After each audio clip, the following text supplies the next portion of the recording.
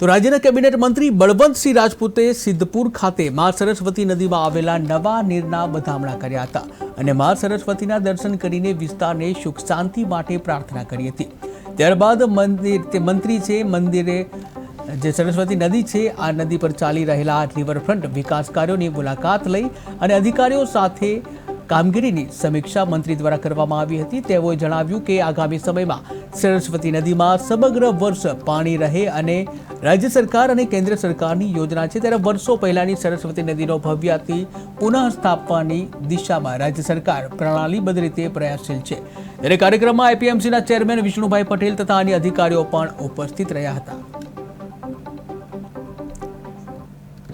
આટલા ઊંડા સરસ પાણીમાં વ્યવસ્થિત રીતે મા સરસ્વતીનું પાણી છે।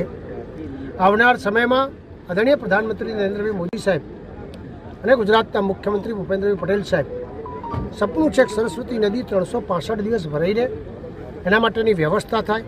આપણે જોયું હશે કે પહેલો પાઠ કર્યો છે અને એના કારણે આજે સરસ્વતીમાં મેં હમણાં ભાઈને પૂછ્યું કે ભાઈ 17-18 ફૂટ પાણી હતું, થોડું પાણી ઘટ્યું છે, અત્યારે 13-14 ફૂટ પાણી આજે પણ નદીમાં 7-8 દિવસ થયા છતાંય છે।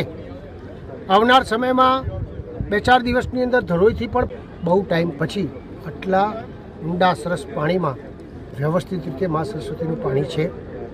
આવનાર સમયમાં આદરણીય પ્રધાનમંત્રી નરેન્દ્રભાઈ મોદી સાહેબ અને ગુજરાતના મુખ્યમંત્રી ભૂપેન્દ્રભાઈ પટેલ સાહેબ સપનું છે કે સરસ્વતી નદી 365 દિવસ ભરાઈ રહે એના માટેની વ્યવસ્થા થાય। આપણે જોયું હશે કે પહેલો પાઠ કર્યો છે અને એના કારણે આજે સરસ્વતીમાં મેં હમણાં ભાઈને પૂછ્યું કે ભાઈ 17-18 ફૂટ પાણી હતું, થોડું પાણી ઘટ્યું છે, અત્યારે 13-14 ફૂટ પાણી આજે પણ નદીમાં 7-8 દિવસ થયા છતાંય છે। આવનાર સમયમાં 2-4 દિવસની અંદર ધરોઈ